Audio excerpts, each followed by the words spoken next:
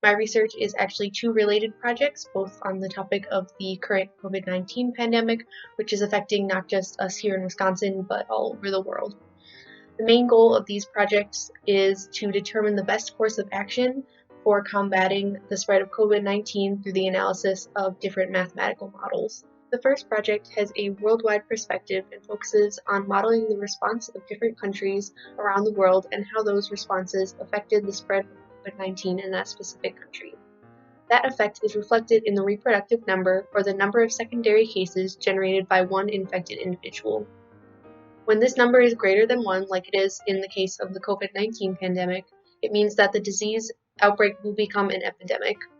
When the reproductive drops below 1, that epidemic will die down.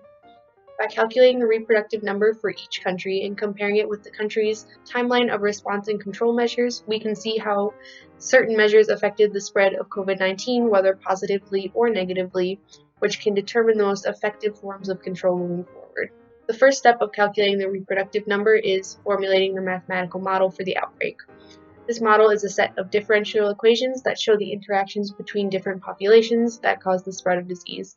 The populations used in this model are susceptible, infected, and recovered. Next, we use programming software, and in this case, the R programming language is used to solve and graph the model to check its accuracy in portraying how many individuals become infected during a certain period of time.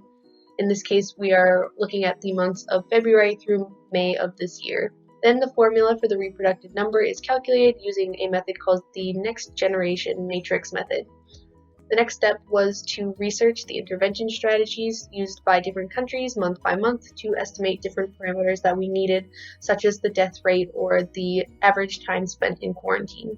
We focused mostly on countries who were hit the hardest by the pandemic in the months of February to May, and these countries include China, South Korea, Italy, France, Spain, Germany, and Singapore.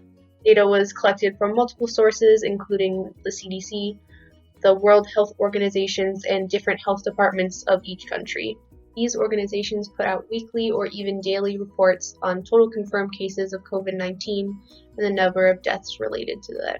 By calculating the reproductive number for each month for each country, we can see how certain measures either positively or negatively affected the COVID-19 outbreak in that specific country, and which measures were the most effective at controlling the outbreak.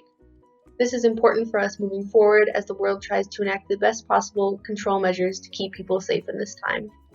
By seeing how the reproductive number changes, we can choose which control measures work the best and use those control measures to curb the spread until a vaccine is created. The next project I'm working on is a mathematical modeling study of the spread of COVID-19 in nursing homes and other long-term care facilities, which have been greatly affected by this pandemic.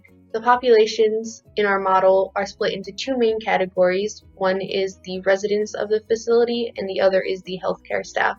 We also take into account visitors to the facility because they are able to bring the disease in. The model incorporates NPIs to control the outbreak of the disease. These NPIs include wearing masks, washing your hands, wearing gloves, cleaning surfaces, and other intervention strategies that will be used until a vaccine is created.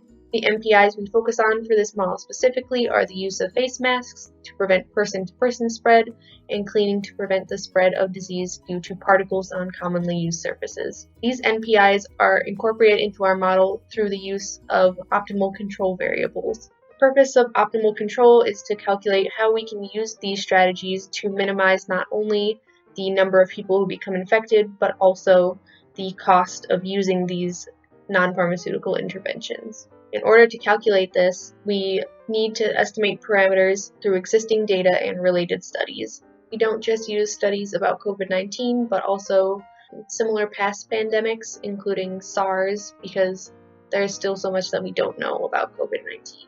This includes information on possible super spreaders. Super spreaders can greatly impact the spread of the disease throughout a facility like the ones we focus on. Studying the COVID-19 outbreak in places like nursing homes and long-term care facilities is important because the individuals who live there are typically older individuals who are more susceptible to COVID-19 and would be greatly impacted by the virus if caught. In order to keep these individuals safe during this pandemic, we need to figure out the best strategies to use in order to keep the disease from spreading quickly through a facility.